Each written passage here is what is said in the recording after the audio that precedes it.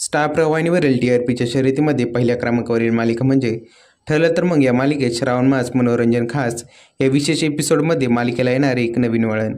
प्रोमोमध्ये असं दाखवलं आहे की याआधी सायलीने प्रियाला अर्जुनच्या खोलीकडे जाण्यासाठी बजावलं आहे, परंतु प्रिया सायलीचे म्हणणे न ऐकता अर्जुनच्या खोलीकडे जायला निघते.